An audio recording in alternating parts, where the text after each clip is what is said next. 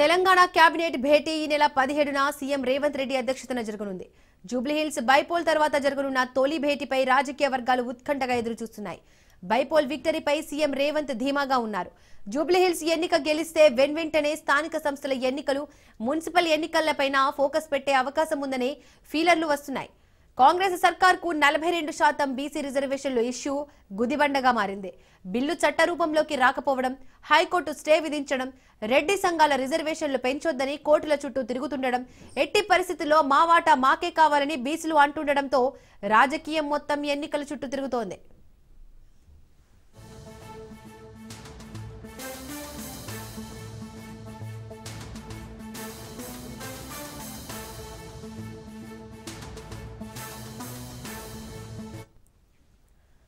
Telangana cabinet భేటీ ఈ నెల 17న CM Revanth Reddy అధ్యక్షతన జరగనుంది. జూబ్లీహిల్స్ బైపోల్ తర్వాత జరగనున్న తొలి భేటీపై రాజకీయ వర్గాలు ఉత్కంఠగా ఎదురుచూస్తున్నాయి. బైపోల్ విక్టరీపై సీఎం రేవంత్ ధీమాగా ఉన్నారు. జూబ్లీహిల్స్ ఎన్నిక గెలిస్తే వెంటనే స్థానిక సంస్థల ఎన్నికలు, మున్సిపల్ ఎన్నికలపైన ఫోకస్ పెట్టే అవకాశం ఉందని ఫీలర్లు వస్తున్నాయి. కాంగ్రెస్ సర్కార్కు 42% బీసీ రిజర్వేషన్ల ఇష్యూ గుదిబండగా మారింది. బిల్లు చట్ట రూపంలోకి రాకపోవడం, హైకోర్టు స్టే విధించడం, రెడ్డి సంఘాలు రిజర్వేషన్లు పెంచొద్దని కోర్టుల చుట్టూ తిరుగుతుండడం, ఎట్టి పరిస్థితుల్లో మా వాటా మాకే కావాలని బీసీలు అంటుండడంతో రాజకీయం మొత్తం ఎన్నికల చుట్టూ తిరుగుతోంది. మరింత సమాచారం మా ప్రతినిధి సునీల్ సచివాలయం నుండి లైవ్ ద్వారా అందిస్తారు. సునీల్, చెప్పండి, తెలంగాణ కేబినెట్ భేటీలో ఏ అంశాలపై చర్చించే అవకాశం ఉంది? ఈ స్థానిక సంస్థల ఎన్నికల గురించి ఏమైనా ప్రస్తావించే అవకాశం ఉందా? డీటెయిల్స్ ఏంటి? రేవంత్ రెడ్డి అధ్యక్షతన ఈ నెల 17వ తేదీన మధ్యాహ్నం ప్రాంతంలో క్యాబినెట్ భేటీ సమావేశం జరిగే అవకాశం ఉంది. ఇందులో ప్రధానంగా గత కొంతకాలంగా తెలంగాణ రాష్ట్రంలో తీవ్ర రాజకీయ దుమారం రేపుతున్నటువంటి బీసీ రిజర్వేషన్లకు సంబంధించిన అంశాలతో పాటు స్థానిక సంస్థల ఎన్నికలకు సంబంధించిన అంశాలపై కూడా ఈ క్యాబినెట్ భేటీలో తుది నిర్ణయాలు కూడా తీసుకునే అవకాశం ఉంది. గత 2 సంవత్సరాల నుంచి కూడా స్థానిక సంస్థల ఎన్నికలు నిర్వహణ జరగడం లేదు. చాలా గ్రామీణ ప్రాంతాలు తీవ్ర అభివృద్ధిలో కొంత కుంటుపడుతున్నాయి.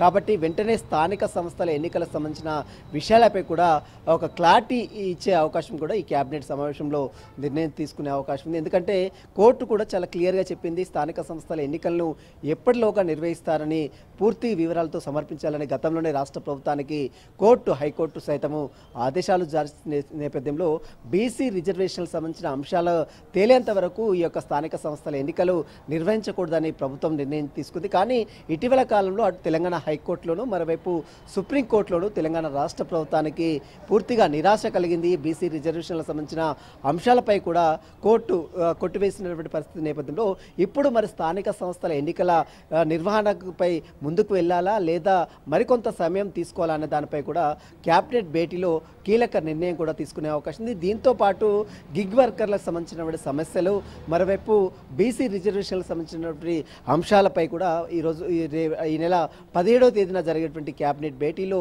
కీలక నిర్ణయం కూడా తీసుకునే అవకాశం ఉంది. మొదటగా ఈ నెల 7వ తేదీన క్యాబినెట్ సమావేశం అనుకున్నారు. తర్వాత జూబ్లీహిల్స్ ఎలక్షన్లకు సంబంధించినటువంటి ఉన్న నేపథ్యంలో ఈ నెల 12కు వాయిదా వేసుకున్నారు. 12వ తేదీన కూడా క్యాబినెట్ భేటీని మళ్ళీ 17కు వాయిదా వేసుకున్నారు. ఇక జూబ్లీహిల్స్ ఎలక్షన్ రిజల్ట్స్ వచ్చిన తర్వాత 17వ తేదీన క్యాబినెట్ భేటీ అయ్యే అవకాశం ఉంది. జూబ్లీహిల్స్ ఎలక్షన్లో ఇప్పటికే అన్ని బైపోల్స్ కావచ్చు, అన్నీ కూడా కాంగ్రెస్కి అనుకూలంగా సర్వేలు ఇచ్చిన నేపథ్యంలో దీనికి సంబంధించిన విషయాలపై కూడా జూబ్లీహిల్స్ ఎన్నికల తర్వాత నిర్వహించేటువంటి క్యాబినెట్ భేటీలో కీలక నిర్ణయాలు కూడా రాష్ట్ర ప్రభుత్వం తీసుకునే అవకాశం ఉన్నట్లు కూడా మనకు చాలా సమాచారం తెలుస్తుంది. ఈ నెల 17వ తేదీన ముఖ్యమంత్రి రేవంత్ రెడ్డి అధ్యక్షతన క్యాబినెట్ భేటీ నిర్వహించే అవకాశం ఉంది. కాబట్టి దాంట్లో ప్రధానంగా స్థానిక సంస్థల ఎన్నికలు, బీసీ రిజర్వేషన్లు, గిగ్ వర్కర్ల సమస్యలు, కాళేశ్వరం ప్రాజెక్టు దెబ్బతిన్నటువంటి కాళేశ్వరం ప్రాజెక్టు నిర్మాణ పనులు ఎవరు చేపట్టాలి, అది గతంలో తీసుకున్నటువంటి ఏదైతే నిర్మాణం చేసినటువంటి సంస్థలే దీనికి బాధ్యత వహించాలని గతంలోనే చెప్పిన నేపథ్యంలో నిన్న ఉత్తమ్ కుమార్ రెడ్డి కూడా అధికారులతో సమావేశం కూడా నిర్వహించారు. కాబట్టి మేడిగడ్డ బ్యారేజ్, కుంగిపోయినటువంటి మేడిగడ్డ బ్యారేజ్ సంబంధించిన విషయాలపై కూడా క్యాబినెట్ భేటీలో నిర్ణయం కూడా తీసుకునే అవకాశం ఉంది. మొత్తం మీద ఈ నెల 17వ తారీఖున ముఖ్యమంత్రి రేవంత్ రెడ్డి అధ్యక్షన క్యాబినెట్ సమావేశం జరిగే అవకాశం ఉంది. కాబట్టి అందులో కీలక అంశాలు కూడా తెర మీదకి వచ్చే అవకాశం, స్థానిక ఎన్నికల సంస్థలపై కూడా పూర్తి క్లారిటీ కూడా వచ్చే అవకాశం ఉంది. Deepika. Right Sunil, thank you.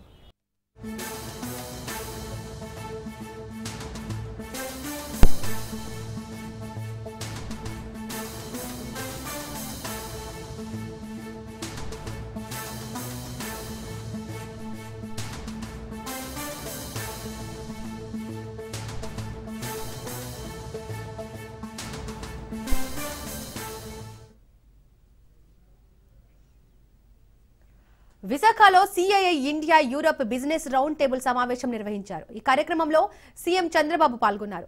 Visakha భారత్లోనే క్లీన్ అండ్ సేఫ్ సిటీగా ఉందని సీఎం చంద్రబాబు అన్నారు. గూగుల్ $15 బిలియన్ పెట్టుబడి పెట్టిందన్నారు. విశాఖ పెట్టుబడులకు అనువైన ప్రాంతమని అన్నారు. అన్ని రకాల పరిశ్రమలు ఇక్కడ ఉన్నాయన్నారు. పెట్టుబడులకు ఏపీలో అన్ని రకాల ఇన్ఫ్రా సిద్ధంగా ఉందని చంద్రబాబు అన్నారు.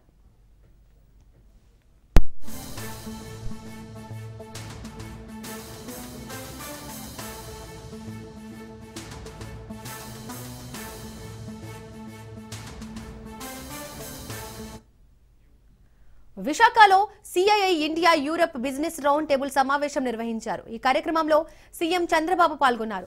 విశాఖ భారత్లోనే క్లీన్ అండ్ సేఫ్ సిటీగా ఉందని సీఎం చంద్రబాబు అన్నారు. గూగుల్ $15 బిలియన్ పెట్టుబడి పెట్టిందన్నారు. విశాఖ పెట్టుబడులకు అనువైన ప్రాంతమని అన్నారు. అన్ని రకాల పరిశ్రమలు ఇక్కడ ఉన్నాయన్నారు. పెట్టుబడులకు ఏపీలో అన్ని రకాల ఇన్ఫ్రా సిద్ధంగా ఉందని చంద్రబాబు అన్నారు.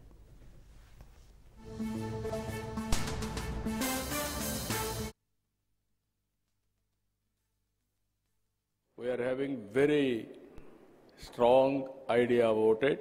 Every 50 kilometers, that means 20 ports are going to come in Andhra Pradesh, that too on east coast, hub and spoke model.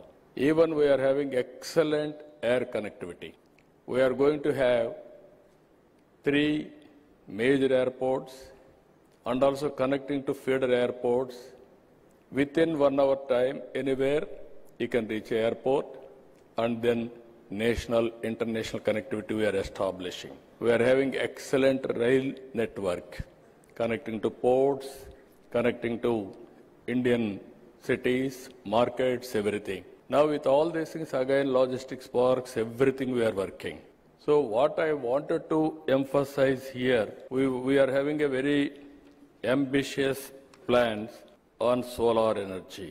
We are having, India is going to add 500 gigawatts capacity, another 6-7 years solar energy or green energy.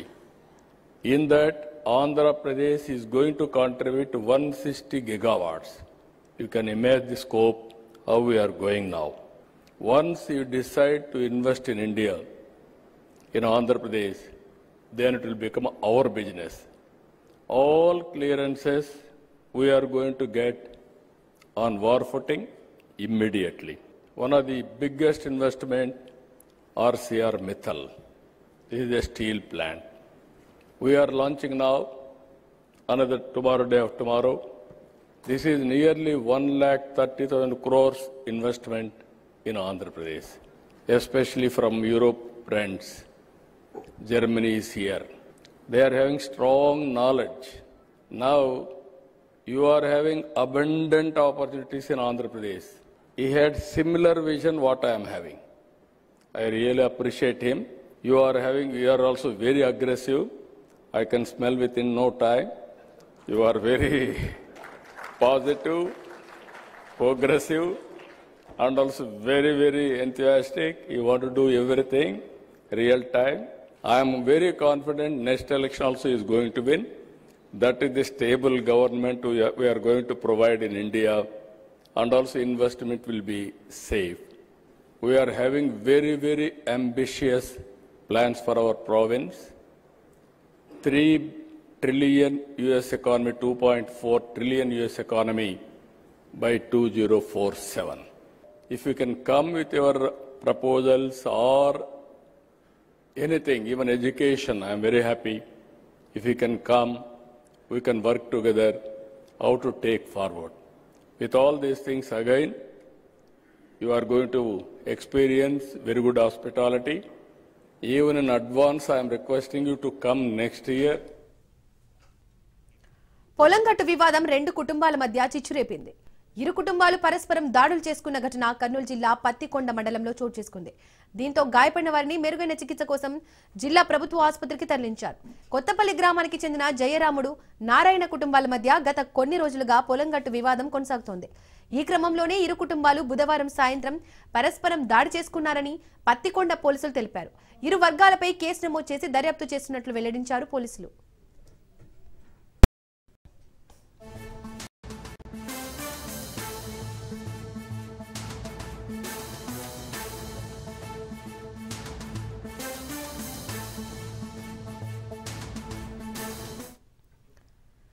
పొలంగట్టు వివాదం రెండు కుటుంబాల మధ్య చిచ్చురేపింది. ఇరు కుటుంబాలు పరస్పరం దాడులు చేసుకున్న ఘటన కర్నూలు జిల్లా పత్తికొండ మండలంలో చోటు చేసుకుంది.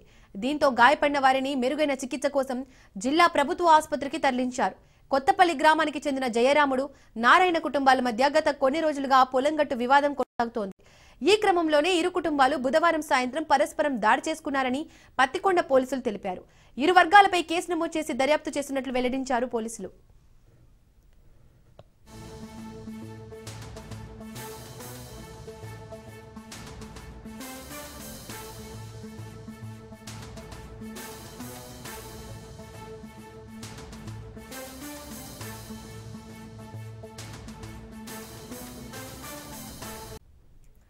మేడ్చల్ జిల్లా కుత్బుల్లాపూర్లో దుశ్చర్యకు పాల్పడ్డాడు దుండగులు.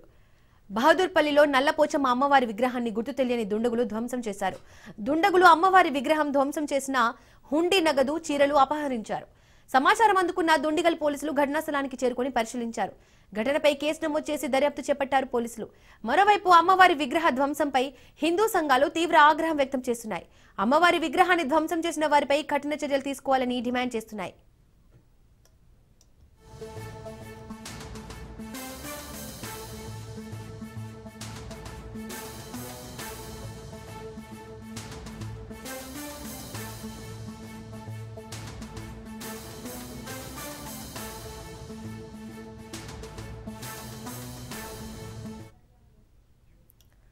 మేడ్చల్ జిల్లా కుత్బుల్లాపూర్లో దుశ్చర్యకు పాల్పడ్డారు దుండగులు.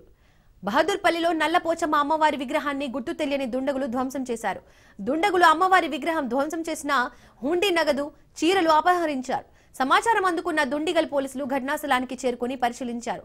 ఘటనపై కేసు నమోదు చేసి దర్యాప్తు చేపట్టారు పోలీసులు. ఇక మరోవైపు అమ్మవారి విగ్రహ ధ్వంసంపై హిందూ సంఘాలు తీవ్ర ఆగ్రహం వ్యక్తం చేస్తున్నాయి. అమ్మవారి విగ్రహాన్ని ధ్వంసం చేసిన వారిపై కఠిన చర్యలు తీసుకోవాలని డిమాండ్ చేస్తున్నాయి.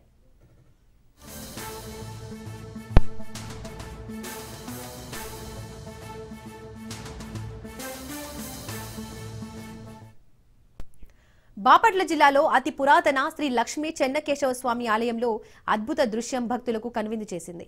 చిన్నగుంజాం మండలం సంతరావు గ్రామంలో కొలువైన ఆలయాన్ని పురాతన శాసనాలను అనుసరించి పునర్నిర్మించారు. చోళుల కాలంలో నిర్మించిన ఈ ఆలయానికి ఎంతో ప్రసిద్ధి. ప్రతి ఏటా కార్తీక మాసంలో ఓ అరుదైన దృశ్యం భక్తులకు కనువిందు చేస్తోంది. గర్భగుడిలో శ్రీలక్ష్మి చెన్నకేశవ స్వామి, శ్రీ వెంకటేశ్వర స్వామి వార్ల మూల విరాట్లను పాదాల నుండి శిరస్సు వరకు భానుడు తన లేలేత కిరణాలతో అభిషేకిస్తారు.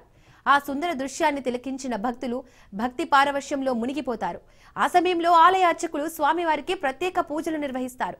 ఉత్తరాయణం, దక్షిణాయనంలో ప్రతి ఏడాది కార్తీక మాసం, మాఘమాసంలోనూ 15 రోజుల పాటు సూర్యకిరణాలు స్వామివారిని అభిషేకిస్తాయని అర్చకులు దిట్టకవి నరసింహాచార్యులు చెబుతున్నారు.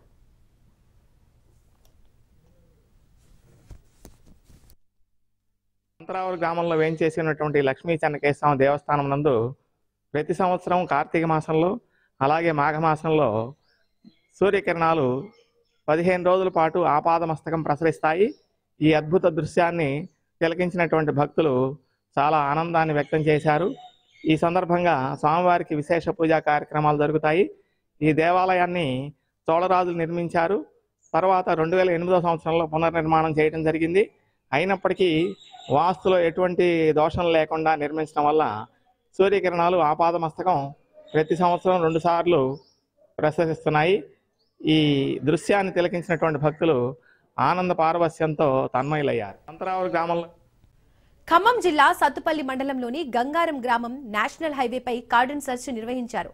సిపి సునీల్ దత్ ఆధ్వర్యంలో 60 మంది పోలీస్ బలగాలతో హైవేపై తిరుగుతున్న వాహనాలను క్షుణ్ణంగా తనిఖీలు చేశారు. దీంతో హైవేపై వాహనాలు నిలిచిపోయి ట్రాఫిక్ అంతరాయం ఏర్పడింది. ఢిల్లీలో పేలుడు ఘటనతో దేశమంతటా కట్టుదిట్టమైన భద్రతా ఏర్పాట్లు చేస్తున్నారు అధికారులు. ఈ నేపథ్యంలో తెలంగాణ రాష్ట్రంలో పలుచోట్ల పోలీసులు నాకాబందీ నిర్వహించి విస్తృతంగా వాహనాలను తనిఖీ చేస్తున్నారు.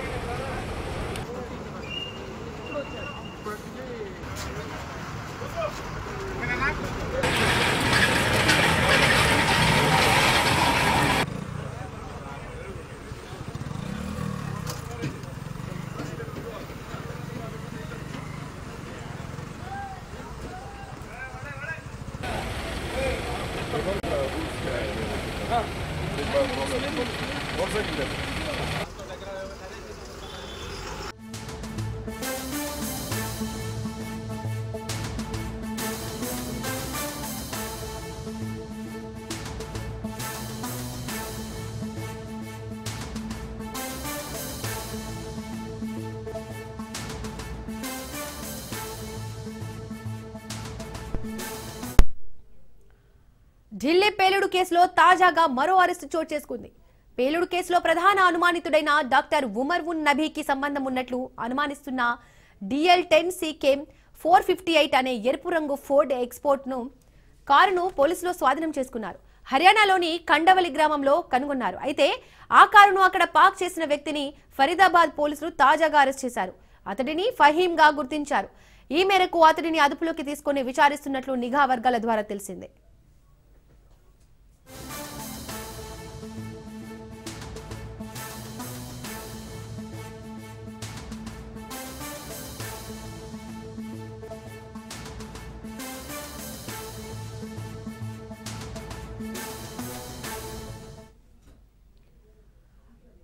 మరోవైపు ఎర్రకోట వద్ద పేలుడుతో సంబంధం ఉన్న మూడో కారు కోసం దర్యాప్తు సంస్థలు వేట కొనసాగిస్తున్నాయి.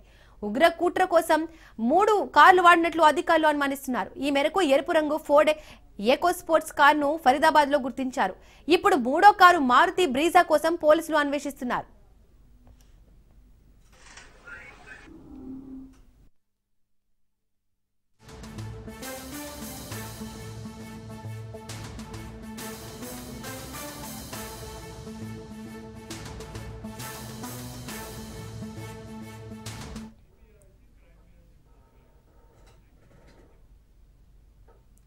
ఆ కారు ఆచూకీ చిక్కడం లేదు. నిందితులు ఆ మూడో కారును తప్పించుకోవడం కోసం వాడాలని భావించి ఉంటారని అధికారులు అనుమానిస్తున్నారు. దర్యాప్తు సంస్థలకు చెందిన బృందాలు ఆ కారు కోసం వేట కొనసాగిస్తున్నాయి. మారుతి బ్రీజా కారును గుర్తించేందుకు ఢిల్లీ, NCR ప్రాంతంలో పాటు సమీప రాష్ట్రాల్లోనూ పోలీసులు వెతుకుతున్నారు. మరింత సమాచారం మా క్రైమ్ బ్యూరో చీఫ్ మధు అందిస్తారు. మధు, ఢిల్లీ పేలుడు ఘటనకు సంబంధించి తాజా అప్డేట్స్ ఏంటి? మారుతి బ్రిజా ఆ కారు ఇప్పుడు ఎక్కడ ఉంది? పోలీసులు పూర్తిగా కూడా ఆ కారు కోసము ప్రత్యేక టీంలను రంగంలోకి దింపి సోదాలు అయితే నిర్వహిస్తున్నారు.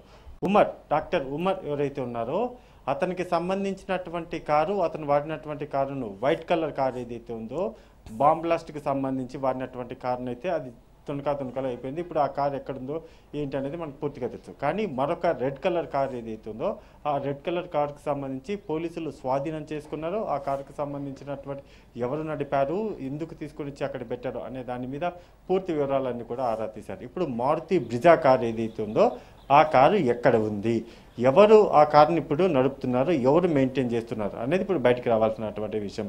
ఎందుకు అనుకుంటే వీళ్ళు తీసుకెళ్లేటటువంటి కార్లు ఏవైతే ఉన్నాయో అది నార్మల్ కార్లు కాదు. అందులో ఖచ్చితంగా కూడా పేలుడు పదార్థాలు ఏవైతే ఉన్నాయో ఆ పేలుడు పదార్థాలు ఉన్నటువంటి కార్లనే వీళ్ళు కేవలం తీసుకుని వెళ్తూ ఉంటారు. సో డెఫినెట్గా కూడా ఈ మారుతి బ్రిజా ఏదైతే కారు ఉందో దీనికి సంబంధించి కూడా రైట్ నౌ ఇన్వెస్టిగేషన్ మొదలైంది. ఇక్కడ ఒకటి డాక్టర్ ఉమర్ ఎవరైతే ఉన్నారో ఇతనికి సంబంధించినటువంటి డీటెయిల్స్ అన్నీ కూడా ఆరా తీసేటటువంటి క్రమంలోనే ప్రధానంగా కూడా కొన్ని సంచలనమైనటువంటి విషయాలు బయటకు వస్తున్నాయి. ఇప్పుడు కాదు, ఒక 1 year బ్యాక్ నుంచే దాడులు జరపాలి, ఎక్కడైనా సరే విధ్వంసం క్రియేట్ చేయాలి అనేది 1 సంవత్సరం క్రితమే ప్లాన్ చేసుకున్నారు.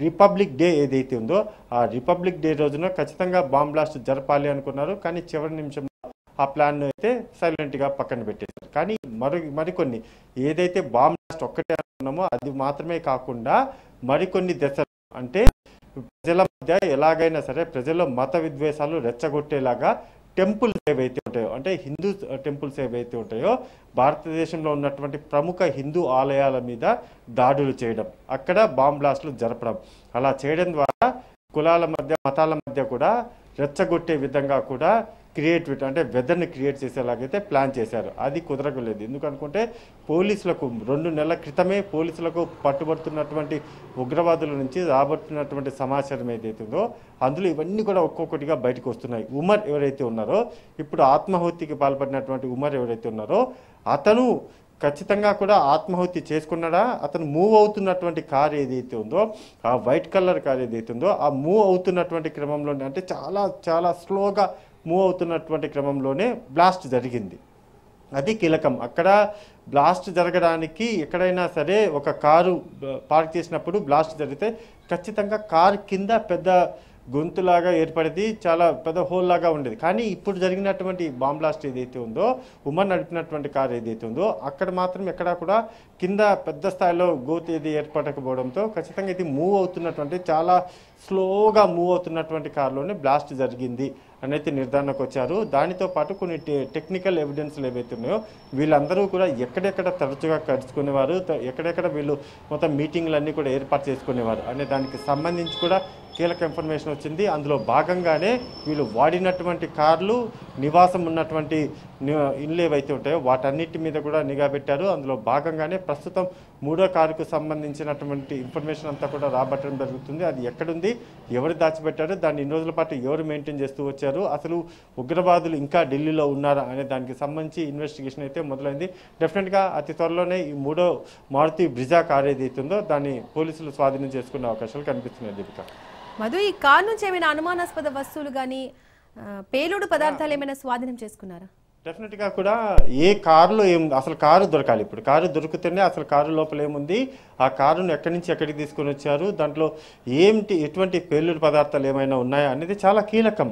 ఎందుకంటే ఆల్మోస్ట్ ఉమర్ అనేటటువంటి ఇతను ఎవరైతే ఉన్నారో, ఇతను ఉన్నటువంటి నడుపుకుంటూ వెళ్తున్నటువంటి కారు ఏదైతే ఇతను సింగిల్గానే ఉన్నాడా, లోపల ఉన్నారా అనేది ఇంకా కన్ఫర్మేషన్ లేదు. కానీ ఒక్కరు మాత్రమే ఉన్నట్టుగా చెప్తున్నప్పటికీ కానీ అందులో ఇంకొక వ్యక్తి ఉన్నారా, ఇద్దరు ఉన్నారా, ముగ్గురు ఉన్నారా అనేది మాత్రం కన్ఫర్మేషన్ లేదు. అలానే ఇప్పుడు ఏదైతే మారుతి బ్రిజా కారు ఉందో ఈ కారు కూడా ఏదైతే ఉందో ఎవరు దీన్ని నడుపుకుంటూ తీసుకొని వెళ్ళారు, దీన్ని ఎక్కడ ఇప్పుడు ప్రస్తుతానికి పార్క్ చేశారు, కారు ఎక్కడ ఉంది అనేది మాత్రం ఎక్కడ ఇన్ఫర్మేషన్ లేదు. కానీ కారు అయితే ఉంది. 3వ కారు ఏదైతే ఉందో ఆ 3వ కారుకు సంబంధించినటువంటి డీటెయిల్స్ అన్నీ దొరికితే ఖచ్చితంగా కూడా మరొక బ్లాస్ట్కి సంబంధించి ఆ కారును ఏదైనా ఉపయోగించడానికి ప్లాన్ చేస్తున్నారా అనే కోణంలో మొత్తం దర్యాప్తు జరుగుతుంది. కాబట్టి డెఫినెట్గా 3వ కారు కోసం అయితే వేట అయితే మొదలైంది. రైట్ మధు. తిరుపతి జిల్లా చంద్రగిరిలో భారీ కొండ చిలువ కలకలం రేపింది. రామచంద్రపురం మండలంలోని గంగిరెడ్డిపల్లిలో రైస్ మిల్ దగ్గర స్థానికులకు కంటపడింది. భయంతో కర్రలతో దాడి చేసి కొండ చిలువను చంపారు యువకులు. తరచూ కొండ చిలువలు విష సర్పాలు వస్తున్నాయని ఆందోళన చేస్తున్న గ్రామస్తులు అధికారులు చర్యలు చేపట్టాలని డిమాండ్ చేస్తున్నారు.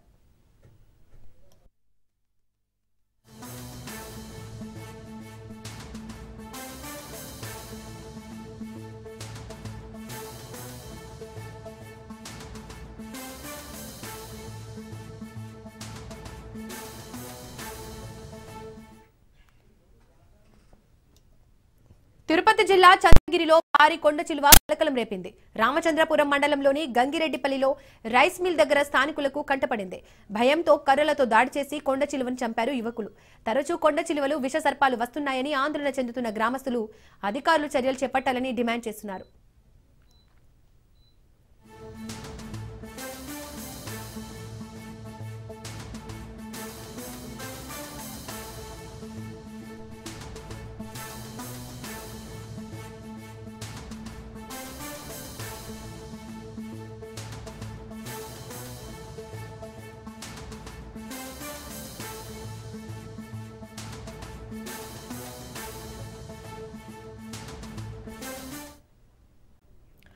జనగామ జిల్లా కేంద్రంలోని బస్సు డిపో ముందు విద్యార్థులు ఆందోళనకు దిగారు.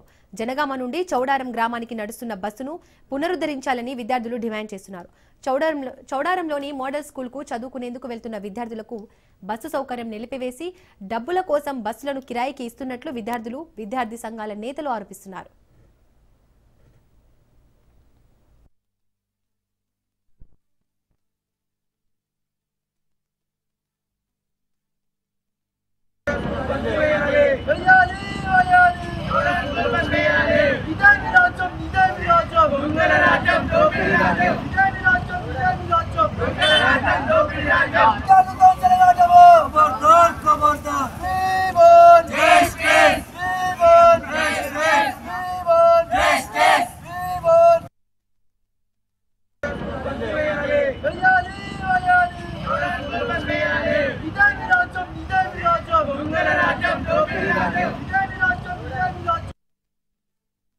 జనగామలో ప్రతిరోజు ఒక 100 మంది 90 మంది దాకా ఈ నుంచి చౌడారం స్కూల్ పోయే స్టూడెంట్స్ ఉన్నారు. ఈ మధ్యలో చౌడారం నుంచి వచ్చే ఆ వంతెన తెగడం వల్ల కొన్ని రోజులు ఒక 2 రోజులు 3 రోజులు ఈ జనగాం డిపో బస్ నుంచి మన నిడుగోడ నుంచి తిప్పుకొని స్కూల్ తీసుకుపోయే ఉండే. కానీ ఇప్పుడు ఈ 3 రోజుల 4 రోజుల నుంచి ఈ డిపో మేనేజర్ ఏం చేస్తుందంటే ఆ బస్సును బంద్ చేసిండు. అది స్టూడెంట్స్ వాళ్ళ పేరెంట్స్ అడిగి ఇట్లా మా బస్సులు ఇట్లా పిల్లలు ఆగమవుతుంది అంటే ఆ బిచ్ చేసినాకనే మేము బస్సు పంపిస్తాం, లేదా బస్సు పంపము. మీరు అంతా గట్టిగా మాట్లాడితే పిల్లలకి ఏమైనా అయితే మాకు ఎలాంటి అర్హత కాదు, పేరెంట్స్ రాసియమని చెప్పేసి డిపో మేనేజర్ చెప్పిందంట. ఏంటంటే పిల్లలు బస్సు ఎక్కి స్కూల్ పోయి ఎందుకన్నా పిల్లలు భవిష్యత్తు గురించి, ఆ పిల్లల భవిష్యత్తు వాళ్ళు ఏమైనా వాళ్ళకి ఎలాంటి ఇబ్బంది అయినా మమ్మల్ని అడగొద్దు, అట్లా అయితే మేము బస్సు ఎత్తాం అని డిపో మేనేజర్ చెప్పారంట. ఈ నిడువల నుంచి పోయే రూటు జర మంచిగా ఉందన్న, నిడువల నుంచి పోయే రూట్ లో ఎలాంటి ఇబ్బంది లేదు. ఈ రోడ్డు సెట్ అయ్యే వరకు నిడువల నుంచి బస్సు మలుపుకోవచ్చు. అది 2 రోజులు మలిపిన తర్వాత ఇప్పుడు నిడువల రూట్ కూడా మంచి లేదని చెప్పేసి అది లాంగ్ అవుతుందని చెప్పేసి ఈ జనగాం డిపో మేనేజర్ గారు అలానే జనగాం డిపో మొత్తం కలిసి ఏం చేశాట బస్సు క్యాన్సిల్ చేసి ఆ బస్సుని ఇప్పుడు అమౌంట్ కు పెళ్లిలో తిప్పుకుంటున్నారు. ఇప్పుడు చౌడనం బస్సు, ఇవాళ చౌడనం బస్సు ఆడికి పోయే బస్సు ఇవాళ హైదరాబాద్ కి పెళ్లికి పెట్టిన బస్సు, అది వేదనం ఉన్నదండి. దానికి డబ్బుల గురించి ఆ బస్సు నాడు పంపించారు. కానీ ఆ పిల్లలు 10th క్లాస్ చదువుకునే పిల్లలు వాళ్ళ భవిష్యత్తు గురించి ఆలోచించకుండా ఏమైనా ఉన్నది. ఈ జనగాం